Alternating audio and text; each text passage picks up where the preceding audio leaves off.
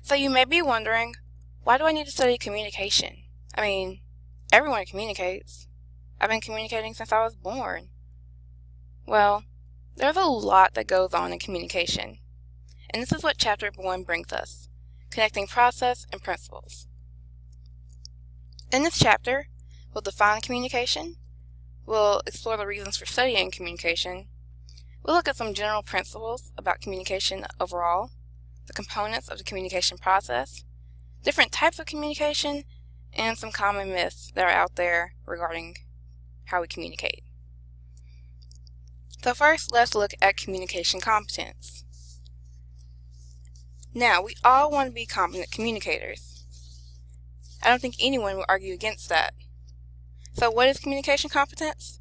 It's the ability to take part in effective communication that is characterized by skills and understandings that enable communicators to exchange messages successfully.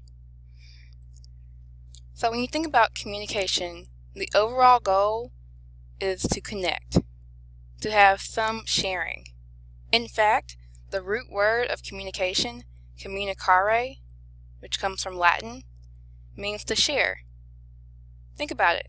Communication also has the same root as community. There's a sharing, a shared meaning, a connection that has to happen. So communication itself can be defined as the simultaneous sharing and creating of meaning through human symbolic interaction. Now that interaction may be verbal or it could be nonverbal. It can be face-to-face, it can be over some mediated form, like a telephone, or maybe even a computer. But no matter what, remember that the overall goal of communication is to achieve shared meaning, to make a connection. So why should we study communication? And this is a question I hear very often. Well, one, think about your career. You're going to need to communicate. Very often when you look at job postings, you'll see good communication skills required, or desired at least. Every single workplace needs good communicators. Even if you don't directly work with a customer, you are going to work with your fellow employees. Even if you sit at a cubicle for most of your day, at some point you're going to have to interact. Therefore, it's going to be great to have good communication skills. Good communication skills can get you in the door, but bad communication skills could also get you out of the door. Also, think about our ethical behavior. We communicate who we are and how we believe and what is right and what's wrong through our communication. So your ethics, your personal system of moral principles, is all about your communication. Think about it. If you believe that it's great to be a truthful person, then being truthful is a form of communication. Maybe you want to explain how you have a lot of integrity. You will share that integrity through your communication. So all of your ethics and all your behavior come back to how you communicate, how you share meaning. Also think about cultural diversity. We are getting in a more global and even more global place every single day. But as we expand our knowledge of the world around us, it really does feel like we're getting a lot smaller because we can reach out to China, Japan, all over the entire globe. And in thinking about that, it's important to realize, hey, we have differences in our language. We have differences in how we communicate. In studying communication, we'll explore how some of those differences can help make us unique and how sometimes they can be barriers.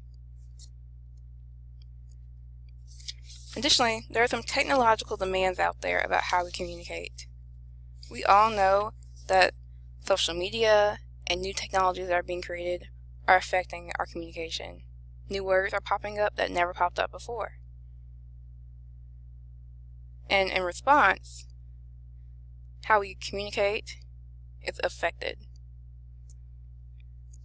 And in overall successful living. I don't know anyone on the planet who would say They don't want to be successful. So, think about conflict management.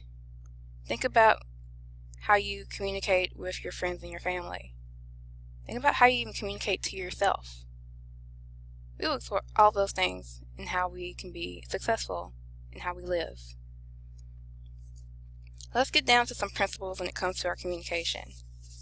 First, realize that communication is a process. There's a series of actions that go on. Communication never stops. It is always constantly moving. In the same way that communication is always changing, communication can also make change. Which kind of leads us to our next point, that communication is a system. All of those little independent parts that make up the process of communication form the overall whole, the overall system that is communication. Just like your body would have all these tiny parts that make it one unique thing, our communication consists of all of these different components that make it such a huge process and a huge system. Communication is transactional. This means that it is an exchange. Not just, I give you some information, you give me some information back, but it's a simultaneous exchange of information.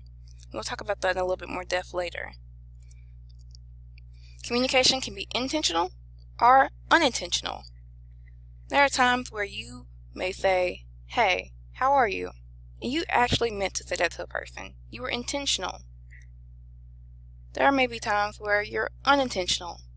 Maybe you, by accident, roll your eyes when your friend is talking to you. You didn't mean to roll your eyes, it's just that something they said irritated you. But they saw it, and they understood that you were irritated, and now there's conflict. That was an unintentional communication. Now let's look at those components of communication. Now, there's a source and a receiver. Some books will call it the sender. Either way, the source or the sender is the person who initiates the message.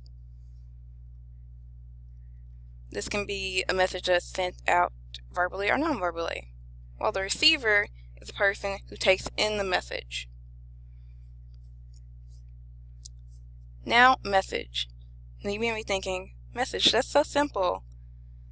Messages are composed of words, grammar, organization of thoughts, our nonverbal actions such as maybe our body movement, the vocal aspects that we add to our body movement. All of those things complete the message. Then there's channel. Channel is a means by which we share that communication. So maybe you communicate through a letter, or maybe you communicate through your phone. Those are channels. Face-to-face would be a channel. Then there's feedback. Feedback is a response to the message that the receiver gives to the sender. Think of feedback as the receiver's message. Then there's codes to think about. We all have a code that we use to encode and decode the messages that we receive.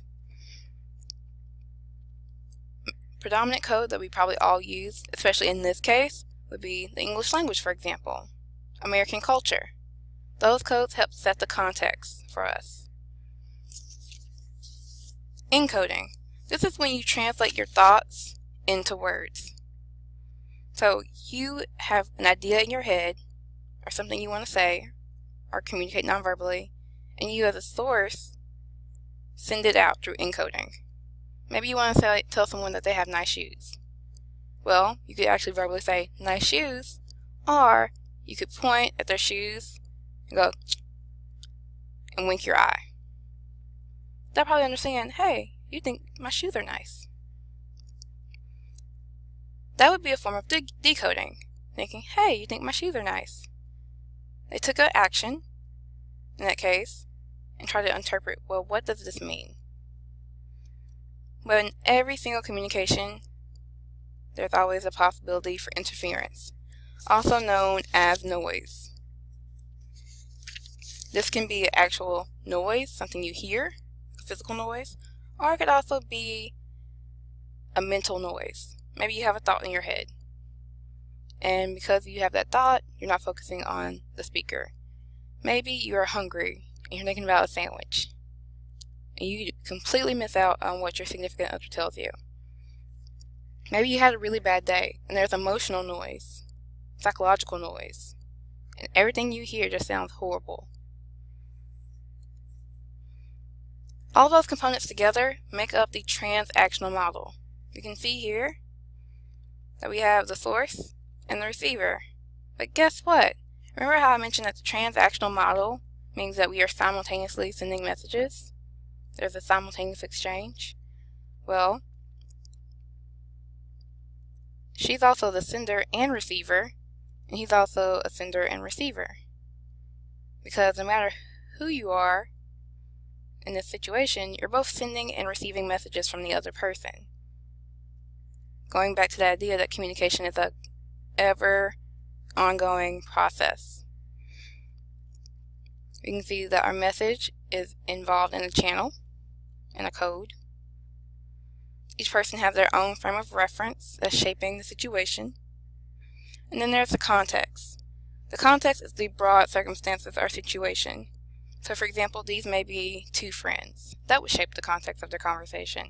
Maybe these are two classmates who don't know each other. Or maybe they're romantically interested in each other. All those things would shape how they communicate. But no matter how we communicate, realize there's always a potential for a little bit of noise. Maybe in how we encode, maybe in how we decode, or maybe in the actual exchange of the message. The other day, I was having a conversation, and a very loud motorcycle decided to drive by while I was talking. That was some actual physical noise. So that will be part 1 of chapter 1. Remember, there's one more part left to this, so after you finish watching this video, make sure to watch part 2.